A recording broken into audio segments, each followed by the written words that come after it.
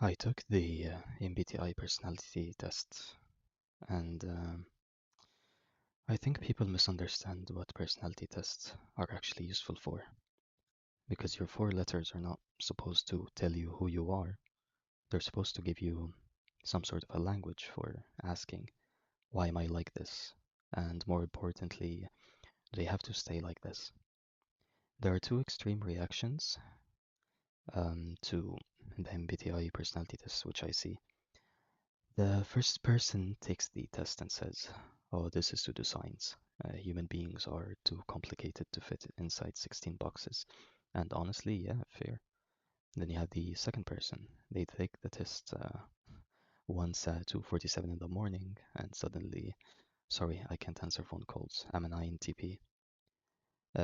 Like, no, Ahmed, you just don't want to answer your phone. There's a difference, and this is where I think MBTI becomes dangerous. Not when people use it, but when people start using it as an excuse and they make their whole personality literally around it. And you start noticing a difference. Well, aren't you supposed to be the same before doing the test and after doing the test? But somehow they change and then they become kind of addicted to it. Uh, but yeah, not when people use it, but when people start using it as an excuse. I'm introverted, so I can't socialize. I'm a thinker, so I'm bad with emotions. I'm a feeler, so logic isn't really my thing. I'm spontaneous, so deadlines are basically oppression. Like at this point, MBTI isn't helping you understand yourself. It's helping you defend yourself from changing, or it also changes you into another direction. Like it stunlocks you in a way. And I think personality is better understood as a default configuration of some sorts. Like imagine you buy a new computer. It comes with default settings. Certain programs start automatically, certain settings are already enabled, certain things are easier to access than others, but nobody looks at Windows and says, well, dark mode wasn't enabled when I bought the computer, so I guess I'm physically incapable of using dark mode, or like a no-brainer, uh, or like an idiot, they never change it to dark mode. No, you just simply change the settings. People are similar. Your personality um, might tell you what you naturally gravitate towards, not what you're permanently capable of. An introvert can become extremely socially skilled, yet they do not understand that that this happens. A naturally emotional person can become extremely irrational. A naturally logical person can learn incredible emotional intelligence. A disorganized person can build systems. A shy person can learn public speaking. Personality describes tendencies. It should never become a sentence. Personally, um, when I did the test and tried to do it several times on several days, I usually got INFJ, advocate. And yeah, sure, there are parts of the description that I strongly relate to. The obsession with meaning, thinking deeply about people, wanting to understand why someone behaves the way they do instead of immediately judging them, idealism, overthinking, wanting things to have some kind of purpose, and of course, the INFJ special ability, having an entire imaginary argument with somebody and trying to win it, always debating and imagining such scenarios, you know. Um, and then realizing the conversation never happened, which sometimes, gets me sad. It's like, damn, I spent this whole time planning, but this was all just me talking to myself. But one part interests me more than anything else, the relationship between the feelings and rationality, because people often treat these as opposites. You either think with your brain or you think with your heart, logic versus emotion, fact versus feeling. But I don't think human beings work like that. There's something very different about us, because you're kind of saying that, okay, that's humans versus AI. Well, it has always been human versus human. AI is not in the image. Yet that's how they treat logic. Like there's a tendency, especially online, to say, forget your feelings, just look at the facts. And yes, reality doesn't change because someone hurt you, hurt your feelings or hurt our feelings. Facts matter, evidence matter, logic matters, but we're gonna get back to logic. Um, but I would argue something else. Without feelings, what are we left with? Literally nothing. Okay, think about it. Why do we want money? Because money itself emotionally means something to you. Security, freedom, comfort, status, and the ability to take care of your family. Why do you want knowledge? Curiosity, purpose, achievement. Why do humans build civilizations? What's the core of everything? Love, fear, hope, ambition, pride, compassion. Even the desire to be perfect, to be perfectly rational, is usually motivated by a feeling. When you look at the core and what's behind everything, maybe you value truth, maybe you hate being deceived, maybe uncertainty makes you uncomfortable. Um, Behind almost every human goal, there is eventually an emotion. Logic can tell you how to get somewhere, but feelings often decide where you want to go. Another thing is, I did notice that people that want to always try and think rationally, or that claim that they are rationalists, pure rationalists, um, I find the emotion, which is trying to be very unique, is behind it all. But here is where it gets interesting. Feelings aren't always innocent either, because feelings can manipulate what we believe without directly changing any facts. They do something much smarter. They change which facts we are willing to look at. Like, okay, you need to take a step back and look at the bigger image of what I'm trying to say. Um, I think this is one of the most important things I've learned about people.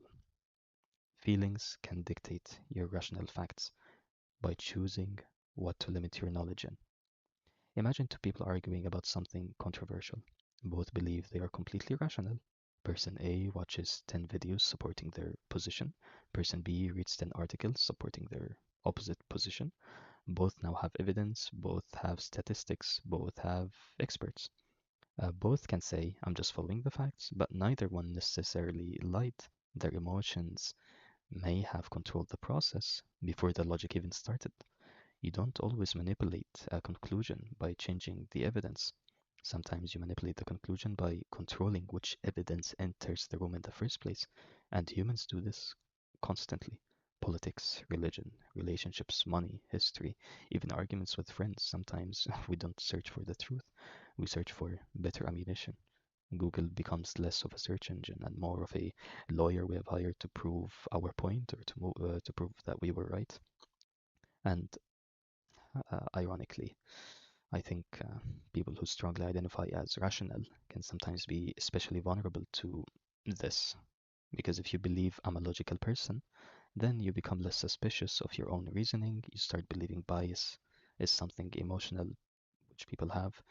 But intelligence doesn't necessarily eliminate bias. Sometimes intelligence just makes you better at defending your bias, like choosing the right words or coming up with an argument or a specific argument for a specific situation.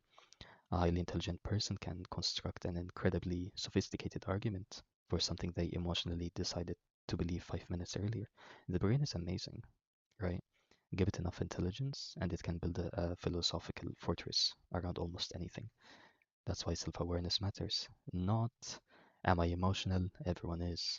Literally everyone has emotions behind them. The better question is, where are my emotions quietly deciding what I'm allowed to investigate? That question frightens me. And this brings me back to the whole MBTI test and why we're here. I don't think the most useful question is, am I really speaking for myself? Am I really an INFJ? I think the useful questions are, why do I react this way? Why do certain situations drain me? Why am I, uh, as of currently, being portrayed? What led to that, right? And obviously, it's something that could be changed. Why do I communicate this way? Why do I keep repeating this behavior? What are my strengths? And which of my personality traits are actually weaknesses I've become comfortable with? The last question matters because sometimes we romanticize our flaws. I overthink because I'm deep. Maybe, or maybe you overthink, you just simply overthink. I avoid confrontation because I'm empathetic. Well, maybe, or maybe you're afraid of conflict. I don't trust people because I'm intuitive. Well, again, maybe, or maybe somebody hurt you and now you have built a philosophy around it. Personality tests can give us vocabulary, but vocabulary shouldn't become camouflage. It shouldn't become your skin. It shouldn't be something that you wear. It's just something that, again, at a moment of time, you were just identified as. It's just a different piece of paper. It was never a part of you. It was a picture that was taken of you. A picture that's taken of you is not literally you. Another thing I dislike is how quickly personality labels flatten human beings. INFJ, ENTP, INTJ, whatever, four letters, right? But think about everything that makes a person who they are: your childhood, your culture, your religion, your family, your friendships, your flaws, your traumas, your education, your ambitions, the country you grew up in, the environment, the people you lost, the people you loved, the books you read, the things nobody knows about you. And then somebody walks in and says, yeah, you're definitely, an ISFP, and ignores literally everything behind it, just like makes everything else irrelevant and puts that on front. Well, yeah, thank you, Carl Jung, whatever you are. Case closed. Human beings are far too complicated for that, and that doesn't make MBTI useless. It just means we need humility when using it. A map can be useful without containing every blade of grass. So if someone tells you, or if someone tells me they're an INFJ, ENFP, ISTP, whatever it could be, my first thought isn't, oh, now I understand this person. It's okay, now I have a few clues, right? That's it. Clues. Maybe more, maybe a bit more clues if they decide to follow and take it as a religion, whatever the personality they got, and they start leaning towards it, and then now this is just a confirmational bias, or could be just less than clues, right? Maybe MBTI helps explain your starting position, sure, but life is what happens after that. The goal of self-awareness should it be to become more accurately trapped inside your personality. It should be to gain enough awareness that you can occasionally override it. If you're naturally quiet, learn when to speak. If you're naturally confrontational, learn when to listen. If you're naturally emotional, strengthen your reasoning. If you're naturally analytical, strengthen your empathy. You can train those things, and it has been proven time and time again. Growth usually happens when you develop the parts of yourself that don't come automatically. You have no idea how many times I was with people and they were redoing the personality test over and over and over again just because they got a different personality and they were like, no, that's absolutely not me. Well, yeah, because neither is the other. So, yes, I am an INFJ, apparently.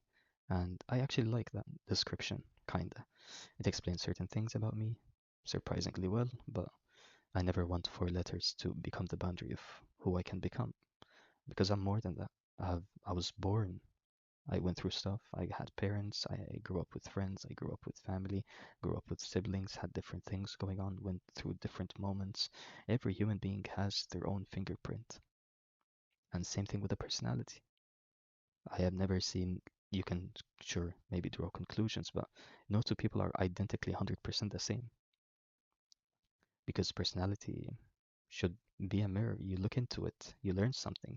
Sure, maybe you notice something you hadn't noticed before, but again, it doesn't show you your history, it doesn't show you your future, it doesn't show you anything.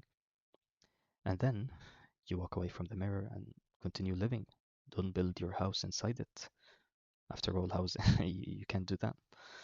And when it comes to the eternal war between feelings and logic, I don't think either side wins because feelings without reason can make us blind, but reason without feelings has no reason to move anywhere at all. But then what's the purpose? What's the driving force? Again, without feelings, what are we left with? Literally nothing. But feelings can also dictate your rational facts simply by deciding what you're willing to learn. Maybe real intelligence isn't choosing logic over emotion. Maybe it's becoming aware enough that to notice when one is secretly controlling the other, right?